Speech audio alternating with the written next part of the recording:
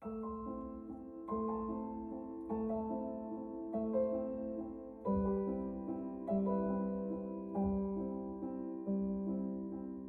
байцгаана уу? Өөрийн хөдөлдөг A-Vibe подкастын A-Vibe нэвтрүүлгийн ээлж дугаарыг та бүхэндээ хүргэхэд бэлэн боллоо.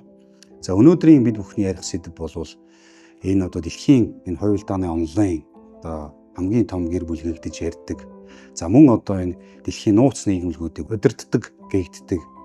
За мөн одоо энэ дэлхийн улс төрчдөгч одоо энэ далдаас удирддаг гэх мэтээр одоо яригддаг. Дэлхийн одоо энэ урлаг шинжлэх ухааныг одоо тэтгэгчид дэлхийн одоо хамгийн том ууган банкируудын гэр бүл болох Ротшильдын гэр бүлийн тухай та бүхэндээ энэ дугаартаа ярихаар бэлдлээ. Ротшильдын гэр бүлийг бол дэлхийн одоо хамгийн баян гэр бүлч гэж ярьдаг. Хэдэн төгрөгтэйг хэн ч мэддэггүй. Гэхдээ бол энэ Ротшильдын гэр бүлийн одоо гарал үүсэл түүхийн тухай бол төдийлөн бас хүмүүс сайн мэддэггүй. Тийм учраас өнөөдөр бүгдээрээ энэ гэр бүлийн тухай, энэ гэр бүлийн үүсэл, гарал үүсэл, энэ гэр бүлийн түүхийн тухай ярилцсанаа. Ротшильдын гэр бүлийн анхны төлөөлөгч нь юм бэ? Үүнээс яриагаа эхлэе. За энэ хүнийг бол Майер Амшил гэдэг 1744 онд өдгөөгийн холбооны бүгд найрамдах Герман улсын Франкфурт хотод төрсэн ийм хүн байсан. Еврей хүн байсан. За тухайн үед бол одоо Европ төвд тэр дотроо бол Франкфуртд бас еврей хүн байна гэдэг бол бас амаргүй тийм цаг үе гэжээ. Учир нь юу вэ гэхээр бол еврейчүүд Европын хотод амьдрахдаа бол тусгай бас ингэж гаргаж өгсөн ийм газар амьдардаг. За тэрийг нь бол одоо хотын бүсэд тусгай ийм бүсэд амьдардаг. За тэр бүсийг нь бол гетто гэж нэрлэдэг байсан байна.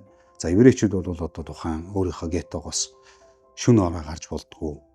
За мөн одоо бүтэн сайдар геттогоос гардггүй, баярын өдрүүдэд геттогоос гарч болдгоо. Хотын бүсээс ч гэсэн ер нь бол гарах хориотой. За мөн одоо ресторан болон олон нийтийн газруудад бол орох ирэхгүй.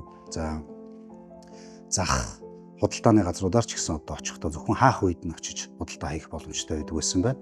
За ажил мэргэжлийн хувьд ч гэсэн бол альва одоо ажил мэргэжлийг хийх хориотой. Зөвхөн одоо мөнгө хүлэх, за одоо мөнгөтэй холбоотой юм үйлчлэгээ үзүүлэх ийм эрх бүхий ийм хүмүүс байж. Яагаад мөнгө хүлж одоо зөвхөн еврейчүүд мөнгө хүлдэг байсан бэ гэхээр Христийн одоо гүн ухаанд, Христийн соёлд бол одоо Христийн шашинтай хүн бол Христийн шашинтай хүндээ мөнгө зээлүүлэх, хүүхдээ мөнгө зээлүүлэх хориотой байсан учраас энэ ажлыг нь бол зөвхөн еврейчүүд хийдэг байсан.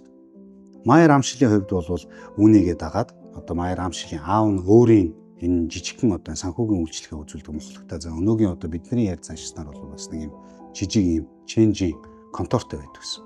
Манер бол өөрийнхөө аавд одоо энэ ажилд нь тусалдаг байсан. За аав нь мань хүнийг 1856 онд 12 настай байхад нь бол өөрийн найз Якоб Оппенхаймер гэдэг өөрийнхөө найзын зэрэг дадгаж явдаг болсон. За ордны еврей гэдэг нь яадаг вэ гэхээр бол одоо тухайн үеийн язгууртнууд, за мөн одоо энэ чинэлэг хүмүүст бол санхүүгийн үйлчлэгээ үзүүлдэг ийм хүмүүс илдэг байсан юм. За ийм хүний дэргэд бол далгаж явуулагчаар Майер Амшилыг тодорхой хугацаанд бол ажилуулсан баг. За ингээд мань хүн илүү одоо энэ мөнгөний ханшны зөрүүн дээр хэрхэн илүү ашиг хийж болох вэ? За ер нь санхүүгийн үйлчлэгээ үзүүлэхдээ хэрхэн одоо илүү ашигтай ажиллаж болох тал дээр илүү одоо мэдлэгтэй болоод ингээд тодорхой хугацаанд давтагчиж хагаад аавынхаа бизнес дээр эргэж одоо туслахаар ирсэн баг. Ирээд аавтайгаа одоо тодорхой хугацаанд ажиллаж хагаад аав ээж хоёр нь бол бурхан болсон. За ингээд мань хүн өөрийнхөө одоо санхүүгийнхаа тэр конторыг бол өвлөн аваад ажилласан. За ингээд энэ хугацаанд ч гэсэн үйл ажиллагаа нь бол тодорхой хэмжээгээр бас сайжраад явсан. Ингээхийн хэрээр бол мэдээж одоо тухайн өөрийнхөө хотын илүү баян, илүү нөлөөтэй язгууртнуудтай, за мөн одоо чинэлэг улсуудтай бол илүү ойрхон ажиллах боломжтой болсон. За ингэж явсаар бол мань хүн Германы одоо Хессений Уильям 9-р одоо Kurfürst гэдэг ийм хүний ордны еврей болсон. За тухайн үеийн одоо Герман гэдэг бол өнөөгийн нэгдсэн Герман бол биш. Герман өөрөө маш олон жижиг ханилгуудад бол хуваагдсан байсан. Хессен бол одоо бас тухайн тэдгээр ханилгуудын нэг нь байсан. За ингээд мань хүн бол одоо энэ Майер Амшил бол энэ нэг жижиг одоо хаант улсын хааны одоо санхүүж болсон гэсэн. Сангийн сайд дэрэгдэх одоо санхүүгийн үйлчлэгийг үзүүлдэг ийм хүн болжээ. За ингээд манер Уильямтай тухайн одоо Kurfürstтэй бас нэлээд ойр дотн болж авсан байна. Ер нь төрөлхийн ч гэсэн бас нэлээд тийм авиастай хүн байсан юм шиг байгаа. Санхүүгийн харилцааны аль талдаа бол авиастай. Тэр тухайн Курфюрстийн одоо итгэлийг нэлээд олоод тэрийгээ дагаад гэр бүлийн бизнес ч гэсэн одоо тодорхой хэмжээгээр өргөцсөн. Ягаад вэ гэхээр ордны еврейн ордны еврейн ажлынх нь гол үндсэн зорилго нь юу вэ гэхээр тухайн өөрийнхөө үйлчлүүлэгчийг илүү мөнгөтэй болгох, илүү чинээлэг болгох. За ингээд тэр илүү чинээлэг болгохын хэрээр өөрөө ч гэсэн тодорхой хэмжээний хувь хүртдэг.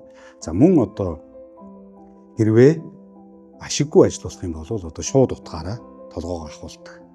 Ийм л ажил байсан байна. За ингээд мань хүн бол энэ өөрийнхөө энэ ажлыг бол бас нэлээд амжилттай хийгээд өөрийнхөө бизнесийг бол өргөжүүлж чадсан баг.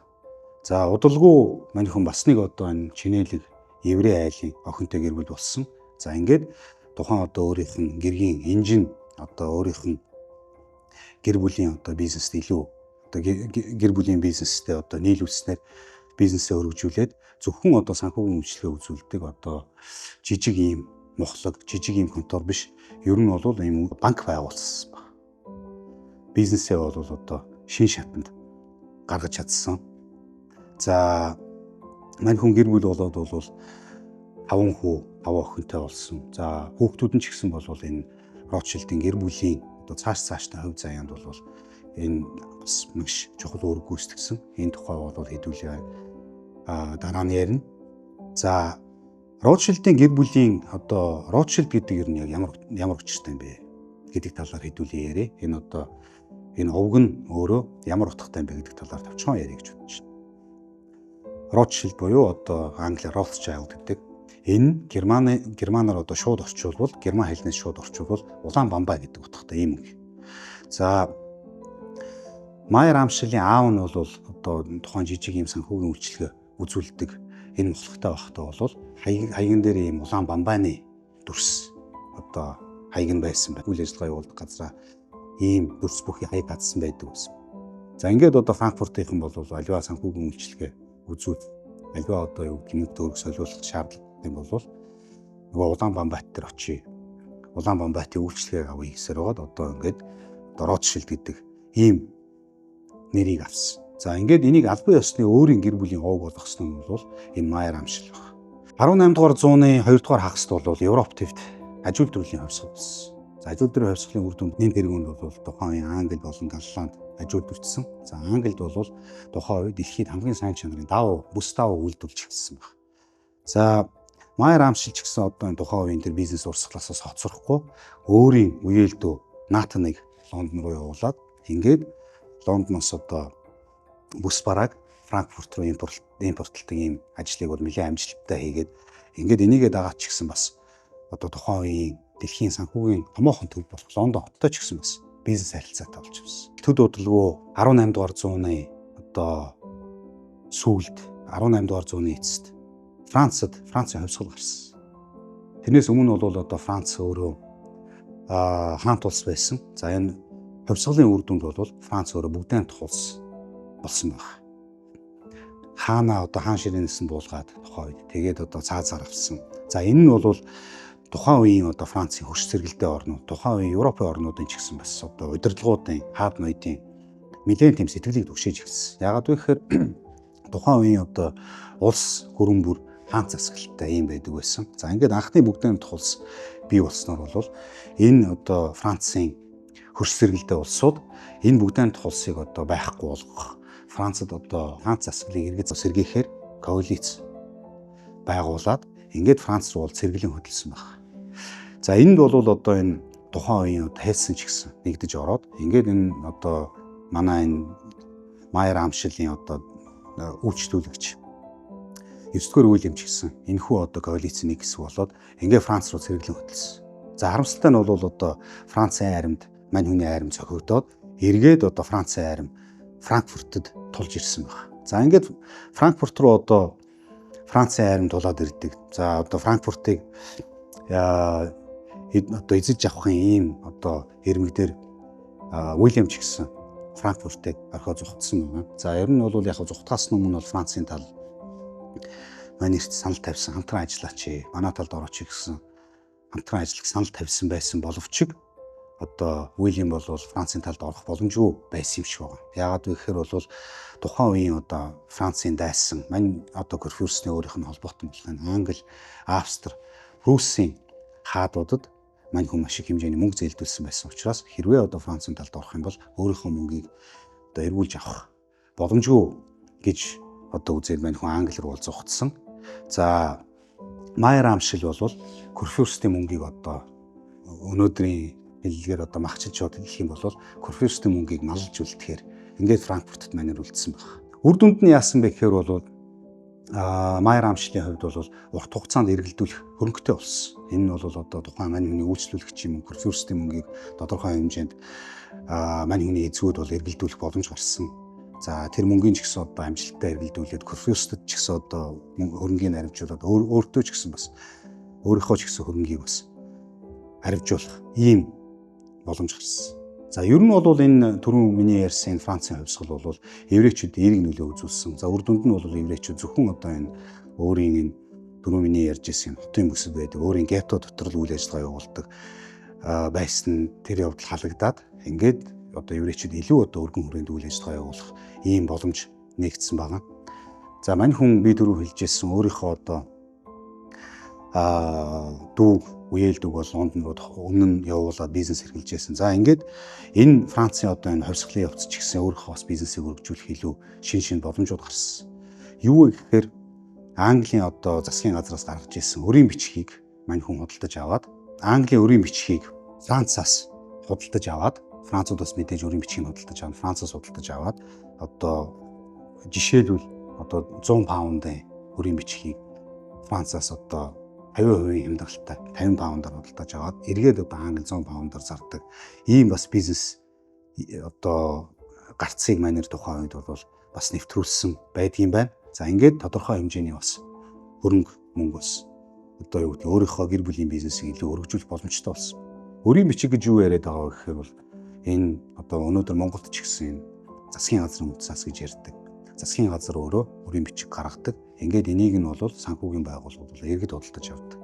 За мөн одоо үүнтэй нэгэн адилаар Английн засгийн газар Францтай хийж байгаа одоо дайнаа санхүүжүүлэх зорилгоор бол өрийн бичиг гаргадаг байсан байна. За энэ хүү өрийн бичиг дээр бол одоо өөрийнхөө сүлжээг ашиглаад Майер Амшил бол ашиг хийдэг болсон. Өөрийн бизнесийг бол өргөжүүлж чадсан байна.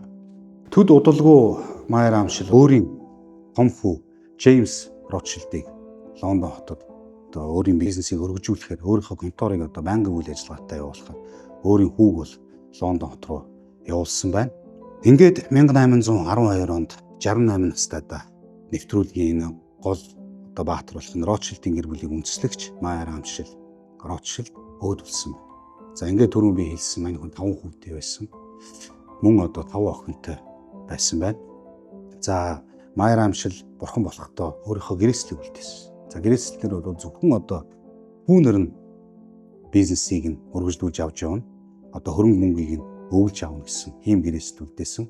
За охтууд нь бол хэдийгээр хөрөнгийн одоо гэрээсэж авахгүй ч гэсэн язгууртай юм уу эсвэл одоо чинээлэг гэр бүлийн хүмүүстэй суун гэсэн ийм гэрээслийг үлдээсэн баг.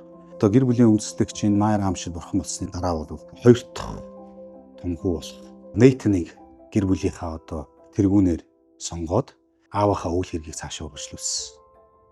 За ингээд 1812 он гэхэд Франц дайнд ерөнхийдөө бол ялагдаж эхэлсэн. За Орос руу бол довтлоод Оросод зохиогдсон. За мөн одоо англичуудтай ч гэсэн бас тухайн үед Францууд одоо Пиренеан хойгт Испани, Португал байлдаж ирсэн. За тэнд одоо байлдаж байгаа Английн айран бол өөрийнхөө одоо дайтаж байгаа айрмыг санхүүжүүлэх бас юм шаардлага гарсан байна. За өнөөдөр их шиг одоо банкны говь болго банкны шилжүүлэг байхгүй учраас Английн айрам одоо өөрийнхөө цэргүүдийг одоо санхүүжүүлэх юм тендер зарласан. Тэрийг бол одоо биечлэн тэр тухайн одоо хөрөнгийг хөргөж ийм тендер байсан. Энэхүү тендерт бол Нейтн Ротшилд бол одоо энэхүү тендерийг авч чадсан. Монополи ихийг авч чадсан. Одоо мэдээж хэрэг тухайн үед бас тодорхой хэмжээний махинац одоо хийж үр дүнд нь Английн засгийн газрын одоо Европ төвд байлдаж буй айрмыг санхүүжүүлэх энэ тендерийг авснаар бол өөрөө өөрийнхөө гэр бүлийн бизнесийг шин шатанд гаргах юм боломжтой болсон. За энд юу голж нөлөөлсөн бэ гэхээр бол энэ Ротшильдийн гэр бүл бол одоо дайтж байгаа улс орнуудын хоёр талд нэг нь одоо Англи, нөгөөх нь бол одоо Европ, Францад, Европ төвд өөрийн одоо сүлжээ, өөрийн гэр бүлүүд байсан. Тэгээд энэ сүлжээг ашиглаад бол энэ тендер явуулсан. Энэ нь бол энэ Ротшильдийн гэр бүлийг бол санхүүгийн хувьд за Европын төдийгүй дэлхийн энэ банкируудын тэргүүлэх гэр бүл болчиход хамгийн гол одоо үндсүүдийн нэг гэж үздэг юм байна. За мөн одоо Ротшильдийн гэр бүлтэй холбоотой бас нэг домог байдаг. Тэр нь бол энэ 1815 онд Наполеон одоо буцаж Францад засгийн эрх мэдлийг аваад ингээд тухайн үеийн одоо өөрийн дайсан Англи болон Английн одоо холбоотнуудтай өнөөдрийн Бельгийн Ватерлоо хотын ойролцоо бол томоохон тулааныг хийсэн байдаг. За энэхүү тулаанд бол Англи болон холбоотнууд нь одоо Наполеоны армийг, Францын армийг бол бут зогсон. За гэхдээ энэ бут зогсон энэ мэдээлэл одоо албан ёсоор Лондон хотод хүрээгүй байхад Нейтан Ротшильд өөрийн одоо сүлжээг ашиглаад төрүүлж Лондон хотноо Английн засгийн газрын үн цаасыг одоо ихээр худалдаж аваад ингээд албан ёсоор Английн засгийн газар ялсан гэсэн мэдээ ирэхэд мэдээж хэрэг засгийн газрын өрийн бичгийн ханш өссөн. За ингээд энэхүү ханшийн зөрүүн дээр бол маш их одоо мөнгө хийсэн гэсэн ийм бас домог байдаг. За ер нь бол яг энэ домгийг бол 1846 онд Жорж Дерваль гэдэг одоо Францын сэтгүүлч бол тухайн үед бас энэ тухай нийтлэл бичижсэн. Энэ нийтлэлээр дамжуулаад бол одоо бас энэ домог нь илүү одоо бэхжиж байсан юм байна гэдгийг бас та бүхэндээ сонирдуулъя. 1815 он гэхэд бол ингээд Ватерлоогийн одоо тулдаанаар бол ерөнхийдөө энэ Европ төвд дайн дууссан. За энэхүү дайны дараа бол одоо Францын ялагдларын дайн дууссан. За энэхүү дайны дараа бол Нейтан Ротшильд өөрийн одоо ах トゥ нарыг Европын тухайн үеийн Европын томоохон санхүү, улс төр санхүүгийн төв болох хотуудаар бол явуулсан баг. За тухайлж хэлэх юм бол өөрийн дүү Соломон Ротшильдийг Вена хот руу, за Карл Ротшильдийг Неаполь руу, за Джеймс Ротшильдийг бол Франц Парис руу одоо контор байгуулгээд явуулсан. За ингэснээрээ бол энэ Ротшильдийн одоо гэр бүлийн бизнес Европ ТV-г одоо Европ ТV-ийн томоохон санхүүгийн төвүүд өөрийн төлөөлөлтөй томоохон ийм сүлжээтэй банкны ийм одоо бизнес банкирын ийм гэр бүл болж чадсан. За тухайн үед бол дэлхийн эдийн засаг өөрөө өнөөдрийнх шиг юм глобалчлагдж байгаагүй. Тэгэхээр бол одоо аль нэгэн улсад, аль нэгэн хотод бол одоо санхүүгийн хямрал үүслэе гэж бодоход нөгөө газар нь бол одоо эдийн засгийн байдал өөрөө хэвэн байдаг. Энэ утгаараа энэ одоо энэ салбарлсан ийм бизнестэй байснаар бол Ротшильдийн гэр бүл илүү одоо бэхжиж чадсан баг. Ингэснээр бол 1830-аад он гэхэд бол Ротшильдийн гэр бүл ер нь бол тухайн үеийн Европын, за магадгүй дэлхийн ер нь хамгийн том санхүүгийн банкируудын гэр бүл болсон. 1836 онд Ротшильдийн гэр бүлийн хоёр дахь үеийн тэргүүн Нейтан Ротшильд нас барсан. За ингээд гэр бүлийн тэргүүн нь бол Джеймс Ротшильд болсон байна. За энэ Джеймс Ротшильд өөрөө Ротшильдийн гэр бүлийн тэргүүн болсноор бол Ротшильдийн гэр бүл зөвхөн одоо санхүүгийн одоо бизнес хийдэг санхүүч гэр бүлээс гадна бол томоохон одоо урлагийн дэд зуглуулдаг, шинжлэх ухааныг одоо дэмждэг, тэтгэдэг ийм гэр бүл болсон. Ер нь бол томоохон урлагийн цуглуулгатай болж эхэлсэн Ротшильдийн гэр бүлийн төлөөлөгч нь бол Джеймс Ротшильд. За мөн одоо тухайн үед Джеймс Ротшильд одоо өнөөгийн Францад одоо Франц томоохон юм усан үзмний талбай худалдаж авсан. За тухайн хэлэх юм бол одоо Шато Лафит, Шато Мотон гэдэг энэ томоохон алдартай усан үзмний талбайнуудыг худалдаж аваад ингээд вино үйлдвэрлэдэг болсон. Өнөөдөр ч гэсэн одоо Ротшильдүүдийн одоо үйлдвэрлэдэг вино бол дэлхийн энэ тэргүүний одоо топ 5 виноны хоёр нь бол Ротшильдийн гэр бүлийн усан үзмний талбайнаас гарсан ийм вино тооцогддог юм байна. За мөн одоо энэ Ротшильдийн бизнесийн 2 дугаар үе болох Джеймсийн үеэс бол ер нь бусад хотууд байж байгаа энэ бас бизнесүүд нь чинь салбарлсан байдаг. Тэд нар ч гэсэн бас бие даах гэж бас тухайн үедээ бас нэлээд оролдож эхэлсэн байгаа. 1855 он гэхэд бол ах トゥ 5 байсан. Ах トゥ 95-аа бүгдээрээ ингээд бурхамдалцуулсан. За 1868 онд Джеймс одоо 2 дахь үеийн Ротшильд нас барсан. За ингэснээр бол гэр бүлийн бизнесүүд нь бол бие дааж ирсэн. За гол одоо үндсэн бас ийм салбарууд бий болсон. Энэ нь бол Английн, Францын, Германы, Австрийн Ротшильдуудын бизнесүүд бол тухайн үед ингэж анх бий болсон байна. Тухайн үед Ротшильдын гэр бүл бол Европын хамгийн том үл хөдлөх, за мөн урлагийн бүтээлүүдийг зуглуулгатай ийм томоохон гэр бүл болж чадсан. Санхүүгийн том банкируудын гэр бүл байхын сацуу хамгийн том урлагийн зуглуулга, хамгийн том үл хөдлөх хөрөнгийн зуглуулгатай ийм гэр бүл болж чадсан байна. 1870-аад оны дундуур Ротшильдууд Английн засгийн газар Суэцийн сувгийг худалдаж авах энэ дийл, энэ бизнесийг бол санхүүжүүлсэн. Анх Суэцийн сувг 1869 онд баригдаад ашиглалтанд орсон. За тухайн үед бол Суэцийн сувгийг барихад хэд хэдэн улсуудын синдикат хамтарсан санхүүжилтээр бол Суэцийн сувгийг барьсан. За Суэцийн сувгийн хамгийн том санхүүжүүлэгч бол Египтийн засгийн газар байсан баг. За ингээд нийт барилгын хөрөнгийн 44% бол Египтийн засгийн газар гаргаж ирсэн. Гэвч 1875 он гэхэд бол Египтийн засгийн газар дампуураад ингээд өөрийн мэдлийн Суэцийн суугдах өөрийн мэдлийн хувьцааг Английн засгийн газар зархаар болсон. За энэ нь бол тухайн үедээ бол 4 сая паунд, 4 сая фунт стерлингээр үнэлэгдэжсэн. Энэ мөнгийг Английн засгийн газар Ротшильдын гэр бүлээс зээлдэж Суэцийн сувгийг худалдаж авчихсан байна. Суэцийн сувг баригдахаас өмнө Европ, Азийн худалдаа өөр Африкийг бүтэн тойрч хийгддэг байсан. Суэцийн сувг баригдсанаар бол энэ худалдааны зам бас шууд хамаагүй багуулсан. Ер нь бол энэ дэлхийн худалдаа харилцаа, дэлхийн бизнесийг глобалчлахад хамгийн чухал үүрэг гүйцэтгэсэн үйл явдал бол Суэцийн сувгийг тухайн үед барих байсан. За ингээд Ротшильдын гэр бүл Суэцийн сувгийг худалдаж авах энэ транзакшныг санхүүжүүлсэн нь мөн л энэ Ротшильдын гэр бүл Английн засгийн газарт нөлөөлдөг, дэлхийн томоохон засгийн газруудын ард байдаг гэдэг энэ спекуляц, энэ зурхлыг бол улам илүү хүчтэй баттгаж өгсөн бас ийм үйл явдал болсон гэж үздэг юм байл. Тухайн үеийн 4 сая фунт стерлинг гэдэг бол асар их мөнгө. За энэ мөнгө тухайн үед Английн засгийн газар ч гэсэн бас бэлэн байхгүй. Энийг бол Ротшильдын гэр бүл санхүүжүүлж ирсэн гэхээр ямархуу ийм нөлөөтэй, ямархуу хүчирхэг ийм гэр бүл болохыг бол харуулж байгаа үзье. За Ротшильдын Францын гэр бүлийн салбар нь 19-р зууны сүүлээс бол газрын тосны бизнес орж ирсэн.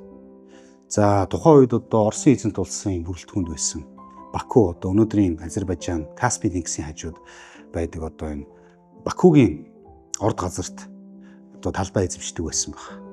За тухайн үед бол энэ өнөөгийн Арабын хойг болон энэ Сибирийн нефтийг бол илрүүлээгүй байсан учраас энэ Бакугийн нефтүүд бол дэлхийн томоохон тухайн үеийн газрын тосны талбайнуудын нэг байсан. За ингээд тэр тухайн талбайг эзэмшээд олборлолт явуулахаас гадна бол энэ тухайн үеийн Оросын эзэнт улсын бүрэлдэхүүнд байсан Баку, Батуми буюу Каспийн тэнгисээс хар тэнгисийг холбосон өнөөгийн Гүрж Азербайджан тухайн үеийн Оросын эзэнт улсын бүрэлдэхүүнд байсан энэ төмөр замыг бол Ротшильдын гэр бүл барьсан байгаа. За энэ хүү төмөр зам дээр энэ төмөр замыг монопол гэхээр эзэмшдэг байсан. Нийтдээ Бакугийн энэ орд газраас гарч байгаа экспортлогдож байгаа нефтийн 42% бол Ротшильдын гэр бүл олборлоод тэгээд дэлхийд дахин боглуулдаг бас ийм бизнес хийдэг байсан юм байна. За 19-р зууны сүүл ихэд бол энэ Ротшильдын гэр бүлийн зарим нь бизнесийг хийхэ болоод илүү түрүү миний хэлсэн урлаг, за мөн үл хөдлөхийн бизнесийг бол хийдэг болсон байна. За жишээ нь бол Фердинанд де Ротшильд гэдэг хүн бол Англид Waddestone гэдэг нэртэй эдлэн газрыг бол барьж байгуулсан. За энэ нь бол өнөөдрийг хүртэл бас дэлхийн томоохон урлагийн энэ бүтээлүүдийг хадгалдаг музей, ийм маншин болсон байна. За энэ маншиныг өнөөдөр ч гэсэн бас Rothschild Foundation, Английн National Trust-тай хамтарч эзэмшдэг. Жилдээ бол 350 мянган хүн бол энэ газрыг бас ирж үздэг ийм газар болсон юм байна. Хүнчлэн Walter Rothschild гэдэг Rothschild-ийн гэр бүлийн бас нэг төлөөлөгч 1892 онд Англид анхны дэлхийд анхны зоологийн музейг санхүүжүүлж байгуулж ирсэн. Энийг нь ч гэсэн хэдүүгээ хүртэл бас олон хүн очиж үздэг юм байна. Edmund Rothschild гэдэг бас Rothschild-ийн гэр бүлийн нэгэн төлөөлөгч 19-р зууны сүүлд Палестинд өөрийн хөрөнгөөр газар худалдаж аваад тухайн үед еврейчүүдэд очиж суурьших, еврейчүүдэд газар үн төлбөр олгож ирсэн байна. За ингэснээр бол энэ өнөөгийн Израиль улсыг бас бий болгоход бас анхны бас ийм суурьуудыг бас тавьж ирсэн. Ийм сонин түүх баримт бас байд юм байна. Ротшильдийн гэр бүлийн бизнес ер нь 20 дугаар зууны ихэнх гэхэд бол бас нэлээд хомигдсон.